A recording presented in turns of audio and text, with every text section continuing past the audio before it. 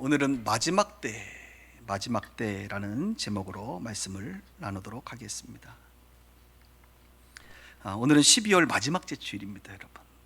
예전 같으면 벌써 12월 마지막 주일입니다 라고 이렇게 제가 말을 했을 텐데, 올해는 이제야 12월 마지막 주일입니다 이렇게 말을 하게 되는 것 같아요.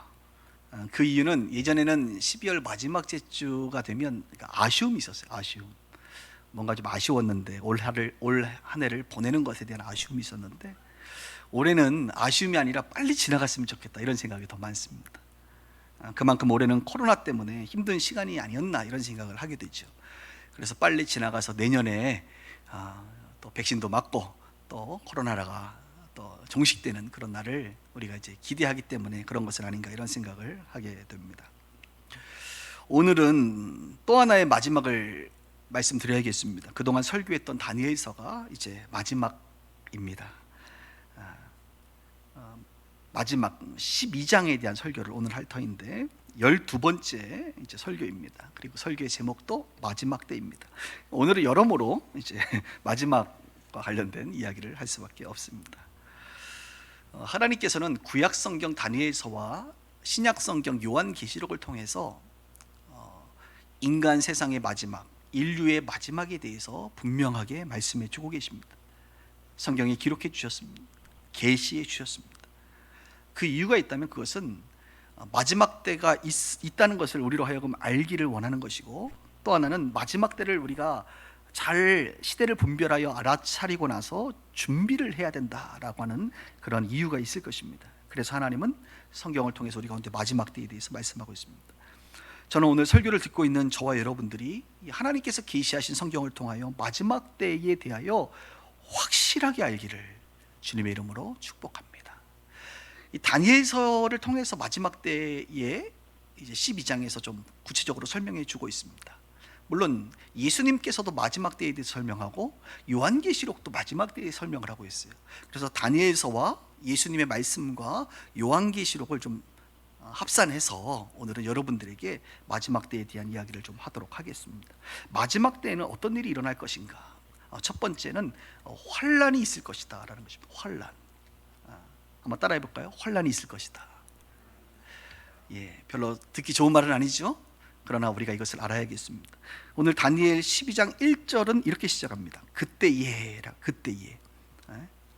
내 민족을 호위하는 큰 군주 미가엘이 일어날 것이요 또 환란이 있으리니 이는 개국 이래로 그때까지 없던 환란일 것이며 그때에 내 백성 중에 책에 기록된 모든 자가 구원을 받을 것이다. 이렇게 1절은 설명하고 있습니다.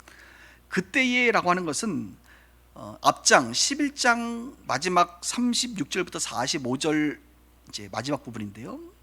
그때의 내용이 무엇이었습니까? 바로 마지막 때에 대한 이야기였죠. 그래서 이제 그때라고 하는 것은 바로 인류 역사의 종말의 마지막 때를 말하고 있는 것입니다. 이것은 뭐 신학자들만 그렇게 말하는 것이 아니라 전통적으로 유대인들도 이 다니엘서 12장 1절의 그때를 미래의 마지막 때로 받아들이고 있습니다.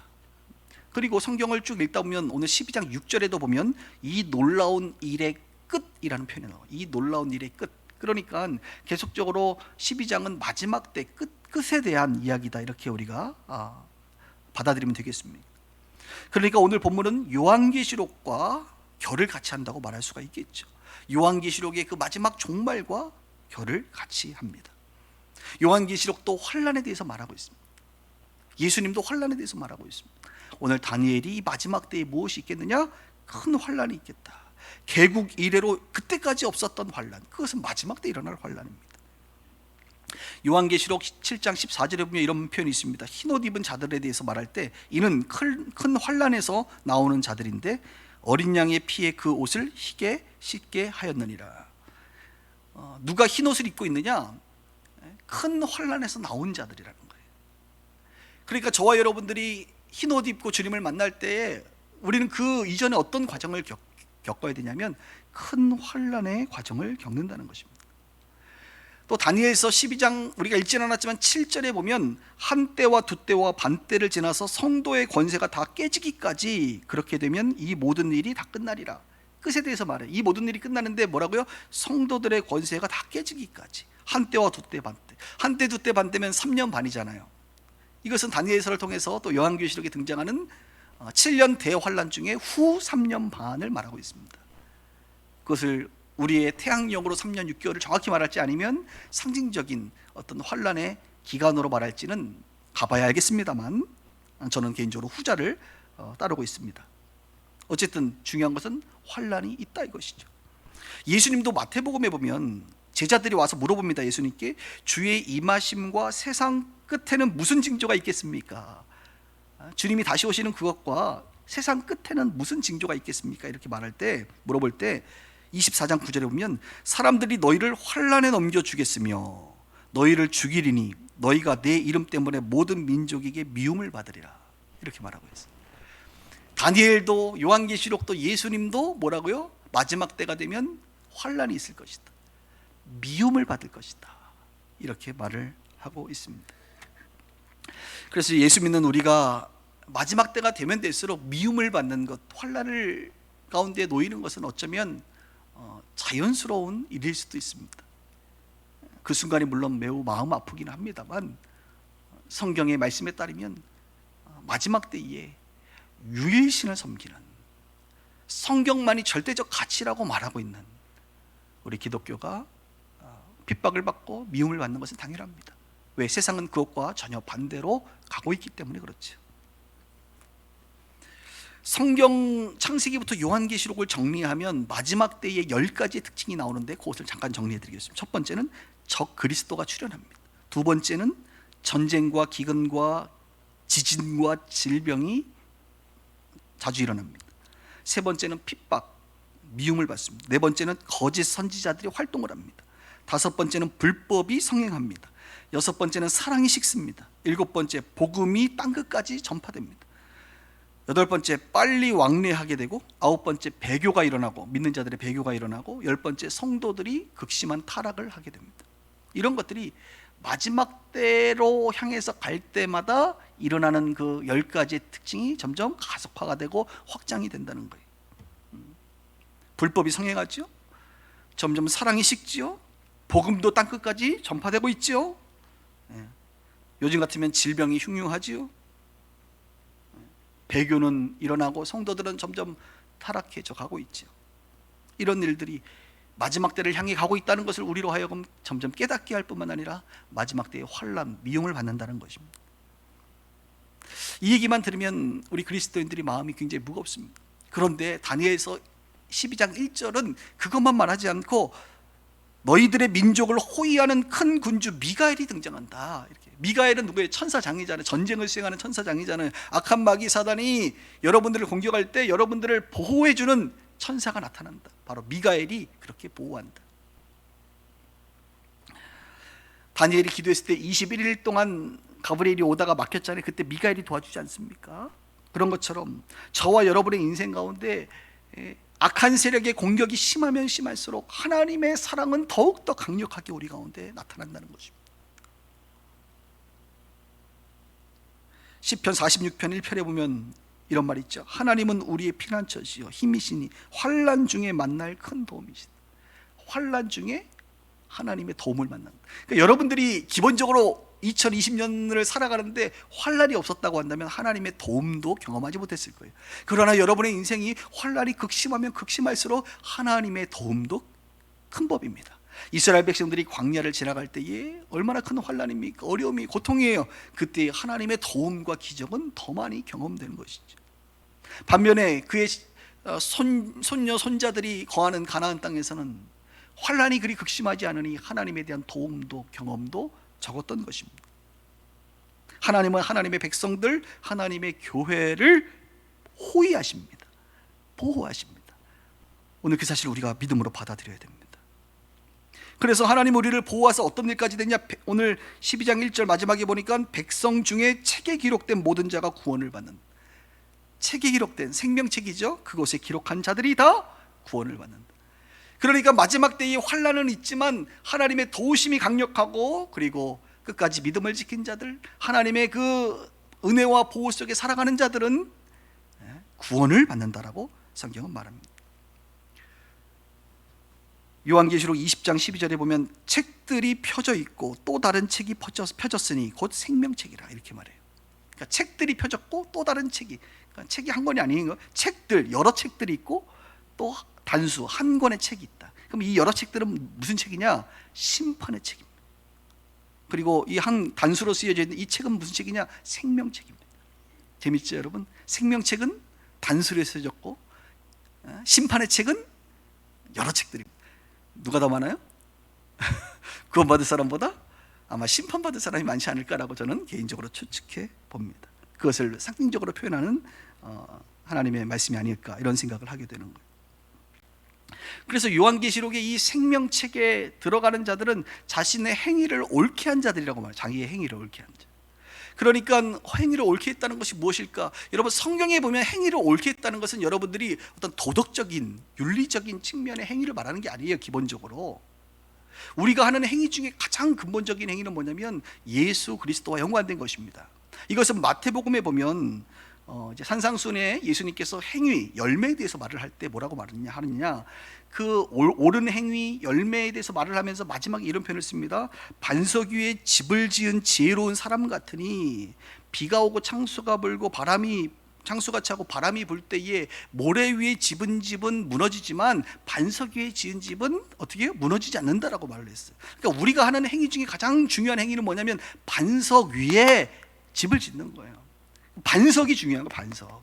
아무리 집을 잘 지어도 모래 위에 지으면 허탕인데 반석 위에 집을 지으면 창문에 좀 흠이 있고 틈이 있고 벽돌이 좀 삐뚤어지고 우리의 삶의 그런 어떤 집을 짓는 과정에 부족함은 있어요 여러분. 그러나 그것이 반석 위에 있느냐. 반석이 무엇입니까? 머릿돌, 모퉁이돌 되신 예수 그리스도, 주는 그리스도시여 살아계신 하나님의 아들입니다라고 할 때의 그 고백, 믿음, 예수 그리스도가 우리 인생의 기초가 되고 있느냐, 예수 그리스도가 우리 인생의 중심에 자리 잡고 있느냐, 예수 그리스도가 우리 인생의 집에 머릿돌이 되어주고 있느냐, 그것이 가장 중요한 행위예요. 행위. 사랑하는 여러분, 여러분들의 인생의 머릿돌이 예수 그리스도가 맞습니까? 여러분의 인생의 그 기초가, 그 반석이 예수 그리스도 십자가의 구원의 복음이 맞습니까? 그렇다고 한다면 우리는 그 기초 위에 집을 짓게 되는 것이죠. 환난의 때에 생명책의 이름이 기억된 자들은 바로 이런 자들이라는 것입니다.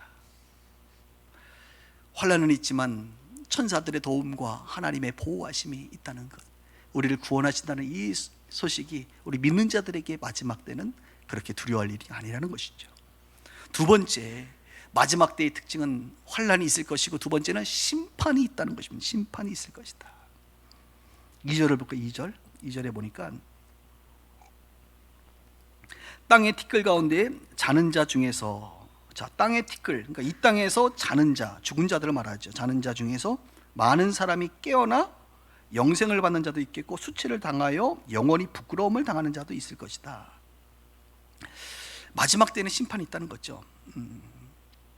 영생을 받는 자, 그러니까 죽은 사람들 중에 깨어나 영생을 받는 자가 있고 수치와 부끄러움을 당하는 자가 있다. 이 땅에 살아가는 동안은 별 차이가 없습니다. 지금 죽어도 땅에 묻히는 것은 뭐 똑같아요. 예수 믿는 사람이나 믿지 않는 사람이나. 물론 예수 믿는 사람들은 그 영혼이 하나님 곁으로 갑니다. 그러나 이제 마지막 순간이 되면 모두가 부활할 터인데, 부활을 하게 되면 하나님의 심판 가운데 놓이고 그 심판을 통하여 영생의 자리로 하나님의 나라의 영원히 생명 가운데 살아가는 자가 있고, 수치와 부끄러움, 지옥의 길을 살아가는 자가 있다는 것입니다. 그래서 데살로니가 전서에는 부활에 대한 순서를 말하고 있죠. 첫 번째는 이미 죽은 자들, 여러분의 뭐 부모님이나 할아버지, 할머니, 예수 믿다가 죽은 자들이 일어나고, 예수 안 믿어도 다 일어납니다. 여러분, 죽은 자들이 일어나고, 그 다음에 살아있는 중에 주님을 만나게 되면 살아있는 자들이 신령한 몸으로 부활하여 휴고, 공중에서 주님을 영접하고 만나게 되는 일이 일어난다는 것이죠. 가끔 이런 사람들이 있어요. 부활은 예수 믿는 사람만 있는 거 아닙니까? 그렇죠. 예수 믿는 사람만이 온전한 부활, 영생의 부활을 얻습니다. 그러나 정확히 말하면 예수 안 믿는 사람도 다 부활해요, 여러분. 그 누가 얘기했느냐? 예수님이 친히 말했어요. 요한복음 5장 29절에 보면 선한 일을 행하는 자는 생명의 부활로, 악한 일을 행하는 자는 심판의 부활로 나오리라.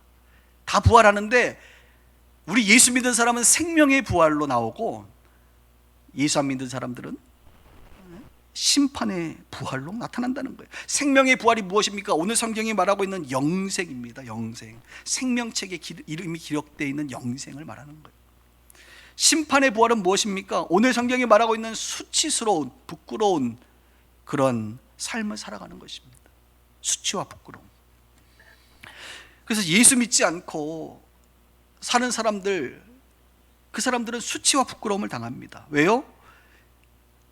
그 죄의 문제가 해결되지 않았기 때문에 이 죄가 밝히 드러나요. 여러분, 수치스럽다는 건 뭐예요? 여러분, 아무도 모르는 그 죄가 밝히 드러날 때 우리는 수치스럽잖아요.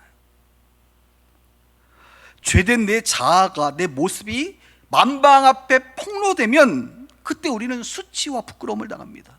그 대표적인 이미지는 법정에서 법적 판결을 받고 감옥에 끌려 들어가는 사람, 혹은 나오면서 인터뷰를 하지 않습니까? 막 카메라가 붙어서 인터뷰할 때 그 사람들이 다 얼굴을 가려요. 다 고개를 숙여요. 막 뭐 편안하게 인터뷰하는 사람 별로 없어요. 다 숨으려 그래. 왜 그렇죠? 수치스러우니까, 부끄러우니까, 죄가 낱낱이 드러나니까. 그런 거예요. 그 이야기는 성경 창세기에 보면 나와 있습니다. 아담과 하와가 죄를 짓고 그들의 모습이 벌거벗은 것을 보고 나서 그들이 뭘 느껴요? 수치, 부끄러움을 느끼잖아요. 그래서 숨습니다. 또 하나님 앞에 두려워서 숨어요, 여러분. 그러니까 죄는 결국은 하나님 앞에서, 만물 앞에서 수치스러움과 부끄러움을 나타내는 겁니다. 얼굴에 낯을, 얼굴을 피하는 거예요. 가리는 거예요, 이렇게 죄인들처럼. 그러나 예수 믿는 우리는 어떤 일이 벌어지느냐? 이 우리의 죄를 예수님께서 체리 담당하시고 짊어지시고 우리 대신 수치와 부끄러움을 이미 다 당해 주셨어요. 이미 다 선고를 받으시고 그 죄목에 대한 그 고통을 다 집행하셨어요. 예수님은, 예수님이 대신, 나 대신 수치와 부끄러움을 다 십자가에서 당해 주셨어요. 육신의 벌거벗음, 우리의 죄에 대한 그 폭로, 이 모든 것들을 예수님은 십자가에서 다 담당해 주셨습니다. 그래서 예수 믿는 우리가 예수 안 믿는 사람보다 윤리 도덕적으로 낫다는 것이 아니라, 예수 믿는 우리는 이미 이 죄의 모습을 다 대가를 치루었다는 거예요. 누가? 예수님이 저와 여러분들의 죄를 위하여 수치와 부끄러움을 이미 다 당해 주셨기 때문에 이제 우리는 더 이상 그 죄로 말미암아 수치와 부끄러움을 당하지 않을 수 있는, 예수 믿기 전에는 수치스러운 사람이었으나 이제는 회복된 자아의 모습을 갖게 되는 것이죠. 그래서 우리는 생명의 부활이 되는 것입니다. 그러나 그 죄의 문제가 이 땅 가운데 살아가는 동안 예수님을 통하여 해결되지 않은 사람은 자신의 죄를 마지막 순간에 심판의 부활로 수치스러움과 부끄러움 가운데 있게 되는 것이죠. 3절도 한번 볼까요? 3절. 지혜 있는 자는 궁창의 빛과 같이 빛날 것이요 많은 사람을 옳은 대로 돌아오게 한 자는 별과 같이 영원토록 빛나리라. 이것도 이제 마지막 심판 때에 일어날 일인데요, 지혜 있는 자라는 표현이 나오죠. 그리고 많은 사람을 옳게 돌아온 자라는 표현이 나옵니다. 그러니까 지혜 있는 사람이나 많은 사람을 옳은 대로 돌아오게 한 자는 결국은 별처럼 빛난다, 빛날 것이다, 이렇게 말합니다. 근데 이것은 다니엘만 말하는 게 아니에요. 예수님도 친히 말씀하셨습니다. 마태복음 13장 43절에 보면 그때의 의인들은 자기 아버지 나라에서 해와 같이 빛나리라. 의인들, 우리들은 아버지 나라에서 마지막 순간에 그곳에서 해와 같이 빛나리라. 할렐루야. 여러분 어떤 사람들이에요? 해와 같이 빛날 사람들이에요. 그 사실을 알고 살아가는 자들입니다. 그런데 지혜 있는 자들이라고 말해요. 지혜 있는 자. 지혜 있는 자는 어떤 사람들입니까? 지혜가 있다는 거예요. 지혜를 소유했다는 거예요. 지혜 가운데 살아가는 자들이라는 거예요. 지혜가 누구십니까? 예수 그리스도. 예수 그리스도 안에 있는 자가 바로 지혜 있는 자예요. 올 한해의 표어가 광야에서의 동행인데, 지혜로운 자와 동행하면 지혜를 얻고 미련한 자와 사귀면 해를 받는다. 지혜로운 자가 누구세요? 하나님이세요, 여러분. 예수 그리스도 하나님을 소유한 자, 그분 안에 살아가는 자, 그 사람이 지혜 있는 자들이. 오늘도 예배를 드리며 여러분들이 예수 그리스도 안에 거하고 있다면 여러분들은 지혜로운 사람들입니다. 그럼 옳은 대로 돌아오게 하는 자는 누굴까요? 옳은 대. 그 옳은 대는 참 진리로 새 생명이죠. 영생이죠. 그 옳은 곳, 진리 가운데, 생명 가운데 영생으로 인도하는 사람, 그 사람이 많은 사람을 옳은 대로 돌아오게 하는 자예요. 별과 같이 빛난다고 말합니다. 바로 예수 안에 있게 하는 자. 우리는 예수 안에 있고 그 누군가도 예수 안에 있도록 들어오게 하는 자. 생명의 잔치가 펼쳐지면 그 생명의 잔치에 참여하도록 하는 자. 그래서 그 생명의 잔치에 참여하는 자, 예수 그리스도 안에 들어와 그들도 죄의 문제를 예수님을 통하여 해결받고 의인되고, 그죠? 진리 안에서 살아가는 자 되도록 여러분들이 그 역할을 감당하면 바로 우리가 많은 사람을 옳은 대로 돌아오게 하는 자가 됩니다. 빛나는 정도가 아니라 별과 같이 영원토록 빛나리라 라고 축복해 주고 있습니다. 사랑하는 여러분, 우리는 마지막 때에 부활할 것입니다. 영생의 자리로 부활할 것입니다. 수치와 부끄러움의 자리가 아니라 영생의 자리로 부활할 것입니다. 지금 이 예배를 드리시는 여러분들은 영생의 자리로 부활하시겠죠? 네, 아멘 하기가 좀 곤란합니까? 목사님 좀 고민이 됩니다. 이러면 이제 저한테 꼭 연락을 하시고 상담을 받으셔야 됩니다. 구원 상담, 전문 용어로 구원 상담을 받으셔야 됩니다. 예수 그리스도 안에 있는 우리는 영생의 부활을 얻을 것입니다. 또 마지막 때 심판이 있음을 우리는 알아야 됩니다. 먼저는 내가 예수 그리스도 안에 있는 자인가? 계속 나는 예수 그리스도 안에서 살아갈 수 있겠는가? 또 다른 사람들을 향하여 예수 그리스도 안에 있게 하도록 하고 있는가? 나는 옳은 대로 나를, 그 사람들을 인도하고 돌아오게 하고 있는가? 그것에 따라 주님께서 여러분들을 빛나는 인생이 되게 하신다는 것입니다. 한마디로 상급을 주신다는 겁니다. 상급을. 성경에 보면 면류관을 준다 그러잖아요. 면류관의 특징이 무엇입니까? 빛나잖아요. 그렇죠? 왜 금이 귀해요? 금빛을 내기 때문에 금이 귀한 거예요. 왜 다이아몬드가 귀해요? 다이아몬드는 빛을 발광하는 능력이 아주 뛰어나기 때문에, 빛나기 때문에 가치가 있는 거예요. 그러니까 상급은 빛나는 것과 연관이 있어요. 빛나는 여러분들 되기를 주님의 이름으로 축복합니다. 우리는 마지막 때에 이 심판의 자리가 아니라 영생과 상급의 자리에 있어야 합니다. 그리고 이 예배를 들으신 여러분들은 그런 자리에 있을 것이라 확신이 듭니다. 오늘 다니엘에서는 마지막 때의 특징, 환란이 있을 것이다. 두 번째, 심판이 있을 것이다. 세 번째, 마지막 때는 속도가 빠를 것이다. 뭐가 빨라요? 속도가 빠를 것이다. 저는 그래서 대한민국 사람들이야말로 마지막 때에 최적화된 주님의 비밀 병기라고 저는 생각합니다. 한국 사람들은 얼마나 빨리빨리를 잘하고 이것에 익숙했는지, 이 마지막 때에 하나님 나라에 귀 있을 사람들은 바로 대한민국 사람들. 이거 좀 다른 얘기인데, 저는 대한민국의 저력을 저는 기대합니다. 왜냐하면 이 4차 산업혁명 시대로 진입한다는 것은 지금의 개인의 삶도 양극화가 되고 뭐 기업도 양극화가 되잖아요. 그런 것처럼 이제 나라도, 국가도 양극화가 되게 돼 있어요.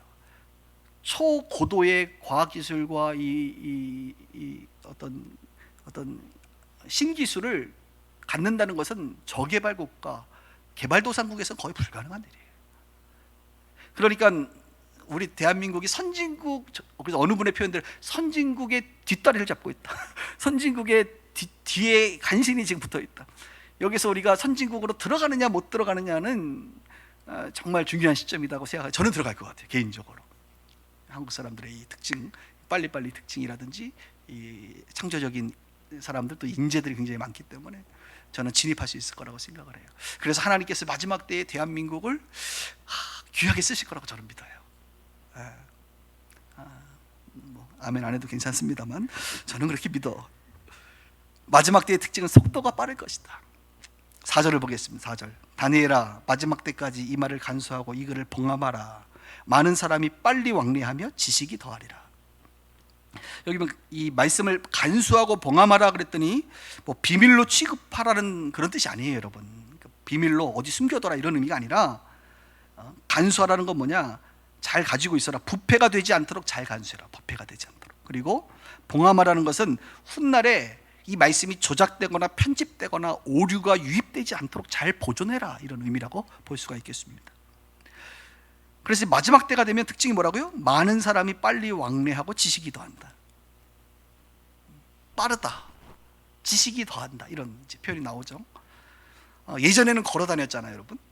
그런데 이제 동물들을 등에 타서 동물들을 이용해서 다녔고, 그리고 동물들이 힘을 쓰도록 마차 같은 것을 이제 이용해서 다녔고, 그리고 이제 자동차가 나오고 열차가 나오고 이제 비행기까지 나왔습니다. 뭐가 나올까요? 더 모르겠습니다만 비행기의 속도가 굉장히 빨라질 것은 분명한 것 같아요. 그래서 과학자들도 한국에서 뉴욕, 뭐 LA 정도 가는데 지금은 10시간씩 걸리지 않습니까? 근데 3시간이면 갈 거다. 뭐 음속 비행기 이런 것이 나오지 않을까, 뭐 이런 생각들도 합니다. 예전에 통일호 기억나십니까? 이 통일호 아시는 분들 많지 않은데, 무궁화호 타면 서울에서 부산 가려면 꽤 길었습니다. 완행 열차였죠. 그러나 지금은 KTX 타면 2시간 반 만에 갑니다. 1일 생활거리 됐어요. 굉장히 빨라졌어요. 빨라지면 좋을 것 같지만 우리의 인생은 여전히 피곤합니다. 더 피곤해져요, 빨라져서. 어쨌든 이 빠른 세상을 우리는 살고 있어요. 저는 개인적으로 비행기가 좀 빨리 갔으면 좋겠어요. 그래서 오전에 여기서 설교하고 어느 날 주일날 저녁에 LA 가서 저녁 집회하고, 할렐루야. 지금도 시차 때문에 가능하긴 합니다만 뭐 그런 날도 오지 않을까, 그런 생각이 듭니다. 아프리카 가서 오전 예배 드리고 빗속에 와서 또 오후 예배 드리고, 뭐 이렇게. 근데 여러분, 빠르면 지식이 더해집니다. 지식이 더해져요. 빠른 만큼 정보의 습득도 굉장히 많아집니다. 아침에 핸드폰 키면, TV 틀면 1시간 만에 전 세계에서 일어나고 있는 중요한 굵직굵직한 이슈들을 다 우리가 알 수가 있습니다. 지금도 검색 플랫폼들이 많아가지고 여러분들이 검색하면 수많은 정보들을 습득할 수가 있습니다. 지금 여러분들이 시청하고 있는 유튜브를 통해서 수많은 정보들이 영상으로 우리 가운데 다가와 있습니다. 빠르게 우리 가운데 다가와 있습니다. 중요한 것은 어떤 지식으로 채울 것인가입니다. 지식이 더해지는데 어떤 지식으로 채울 것인가, 다음 세대에게 어떤 지식이 영향을 주고 있는가, 이것을 생각해 봐야 합니다. 성경적 세계관으로 구성되어 있는 지식이냐, 아니면 세속적 세계관으로 구성되어 있는 지식이냐. 세속적 세계관이라고 한다면 대표적으로 뭐 인본주의라든지 물질 만능주의, 지상 외모주의, 혹은 뭐 동성애, 이런 것들이 최근에 많이 이슈가 되고 있죠. 저는 이 빠르게 지식이 더해지는데 하나님에 대한 지식이 더해져야 된다는 것이죠. 복음이 확장되고 복음적인 컨텐츠가 확장돼야 된다. 미래 시대는 플랫폼들은 점점 많이 생겨져요, 여러분. 컨텐츠가 중요해요, 컨텐츠. 뭐 특정 매체를 광고하는 거 아닙니다. 뭐 넷플릭스 여러분 보시죠? 이게 플랫폼이잖아요. OTT라 그래요. OTT 전문용어로 OTT 플랫폼. 그런데 한국에서도 보니까 뭐 쿠팡에서도 이번에 OTT 플랫폼 진출한다 그러지, 보니까요. 각 이동통신사들 다 그거 진출하고 있죠. 그러니까 플랫폼은 점점 많아져요. 근데 그 플랫폼 안에 어떠한 컨텐츠 내용이 담겨져 있느냐, 세속적인 내용이 담겨져 있느냐, 하나님 중심의 가치의 내용이 담겨질 것이냐의 싸움이라 이것이죠. 이 시대는 미디어, 플랫폼 뿐만 아니라 컨텐츠 전쟁의 시대입니다. 그래서 우리 빗속교회를 포함해서 좀 영향력 있는 교회들이 그런 컨텐츠들을 많이 만들어야 돼요. 많이 만들어야 돼요. 지난 주일날 천사가 목자들에게 와서 굿뉴스, 좋은 소식을 알려줬지 않습니까? 그 본문을 묵상하면서 제 마음 가운데 올 성탄절까지 10,000명에게 우리가 유튜브를 통해서 복음을 듣게 해야겠다, 이렇게 제가 마음을 먹고 진행을 했는데, 오늘 아침까지 보니까 7,000명이 복음을 들었어요. 좋아요가 많을까요? 싫어요가 많을까요? 이제 불특정 다수에게, 이제 서울 경기권에 있는 사람들에게 유튜브를 보는 중에 이제 그 영상이 노출돼서, 노출은 70만 명에게 노출이 됐습니다. 그리고 1% 정도, 1.5% 정도의 7천 명에게 이제 클릭이 돼서 영상을 봤는데 그 중에는 싫어요가 좋아요와 똑같이 31개씩 달렸더라고요. 제가 상처를 받을까 봐 그냥 숨겨놨는데 저는 볼 수 있어요. 근데 제가 싫어요가 많이 달리는 것을 보면서 뭘 깨달았냐면 안 믿는 사람들이 굉장히 많이 보는구나. 안 믿는 사람들이 보고 나서 아주 안티적인 사람이거나 제가 마음에 안 드는 사람들이 싫어요를 그제서야 누른다는 거 아니겠습니까? 그냥 안 믿지만 그냥 듣고 뭐 그런가 보다 하시는 분들, 혹은 예수 믿지만 열성적이지 않은 분들은 그냥 뭐 듣고 넘어갈 거예요. 제가 그런 생각해요. 아유, 뭐 유튜브에다가 이렇게 비용을 드립니까? 지금 여러분들이 지금 유튜브를 통해서 공짜로 여러분들이 지금 예배를 드리는 이 시스템을 갖고 있다는 게 얼마나 저는 구글에게 감사하고 있습니다. 물론 여러분들이 광고를 나중에는 보셔야겠습니다만 교회는 광고 없이도 지금 이렇게 우리가 이 서비스를 활용하고 있잖아요. 감사해요. 다 좋게 생각합니다. 저는. 그래서 올 연말까지 31일까지 다시 제가 3,000명을 채우리라 이런 마음으로 10,000명이 복음을 듣게 하리라. 오늘 아침에 어느 분이 10시 전에 예배드리러 왔는데 10시 예배가 없어서 그런지 기도만 하고 가시더라고. 우리 교회는 아니야. 제 마음 가운데 혹시 유튜브 보고 오신 건 아닌가 이런 생각을 잠깐 그냥 했어요. 뭐 아닐 가능성은 높습니다만 기도하고 가시더라고요. 컨텐츠가 중요해요. 복음의 컨텐츠가 계속 노출돼야 되고 그들에게 들려줘야 되고 설교가 들려줘야 되고 그렇습니다. 오늘 우리는 마지막 때에 대한 이야기를 배웠습니다. 마지막 때는 환란이 있을 것이다. 마지막 때에는 심판이 있을 것이다. 마지막 때는 속도가 매우 빠를 것이다. 이것을 알았으면 어떻게 살아야 되느냐. 9절에 보면 이런 표현이 나와요. 9절에 천사가 다니엘아 갈지어다 이렇게 말해요. 갈지어다. 무슨 말이야? 산에 가서, 기도원에 가서 이제 마지막 때가 다가오니 너는 기도만 하고 산에 가서 흰 옷 입고 소복 입고 주님 오실 날을 준비해라 이런 게 아니에요. 세상 등지고 살라는 게 아닙니다. 바벨론으로 갈지어다. 이제 너의 일상으로 돌아갈지어다. 그 말이에요. 마지막 때를 알고 있는 우리가 해야 될 것은 무엇이냐? 일상의 삶을 살아가는 것입니다. 요즘 제가 보니까 극단적인 유튜버들이 뭐 구독자가 10만 명이래요. 구독자가 많은 사람들은 여러분 기본적으로 의심하세요. 매우 이단적이거나 아니면 마지막 때를 특별히 강조하거나 아주 극단적인 정치적 우파이거나 성향이 그렇더라고 제가 보니까. 그래서 여러분 구독자가 많은 유튜버, 기독교 뭐 전도사나 목사들은 의심하셔야 돼. 기본적으로 문제가 좀 있는 사람들이에요. 근데 요즘에 그런 것들을 통해서 많은 사람들이 막 빠져들고 있어요. 그래서 마지막 때에 대한 두려움과 막 내가 천국 못 가면 어떡하지? 구원에 대해서 흔들려요. 그렇지 않습니다. 일상으로 돌아가십시오. 하나님 여러분들 가운데 맡긴 그 삶을 그냥 살아가십시오. 환란이 온다고요? 네, 옵니다. 그러나 하나님이 도우십니다. 천사가 도와주시고 하나님 우리를 보호해주세요. 심판이 있다고요? 있습니다. 그러나 우리는 생명, 부활의 생명체계, 영생의 축복을 누리는 자들입니다. 그렇죠. 심판이 있어요. 그러나 우리는 별과 같이 빛날 사람들이에요. 속도가 빠르죠? 네. 이때 이게 우리는 하나님 앞에 더 귀하게 쓰임받을 것입니다. 오늘 12장 13절 다니엘서의 마지막 장 마지막 절을 이렇게 끝납니다. 너는 가서 마지막을 기다리라. 이는 내가 평안히 쉬다가 끝날에는 내 몫을 누릴 것이다. 다시 가래요. 가서 마지막을 기다리라. 기다리는 마음으로 사는 거죠. 주님 오실 날을 고대하며 사는 것이죠. 내가 평안히 쉬다가 지금 이제 다니엘은 나이가 거의 90 가까이 됐으니까 이제 쉴 때가 됐죠. 평안히 쉬다가 뭐래요? 끝날에 너가 죽는 날에는 내 몫을 누릴 것이다. 내 몫. 하나님이 주시는 상급, 그 축복 그거 누린다는 거예요. 여러분들에게 주어진 몫을 누리게 되기를 주님의 이름으로 축복합니다. 이 땅 가운데 살아가는 동안 평안하세요, 여러분. 하나님이 주신 평강 가운데 사는 거예요. 다니엘은 나이가 이제 많으니 좀 평안해야겠구나. 그게 아니에요. 우리 모두가 나이와 상관없이 이 땅 가운데 하나님이 주시는 평강, 평화의 왕으로 오신 예수 그리스도 그분과 함께 살아가는 것입니다. 오늘도 마지막 주일을 보내면서 제가요 지난 주일날 갑자기 토요일부터 여러분들이 보고 싶어졌어요.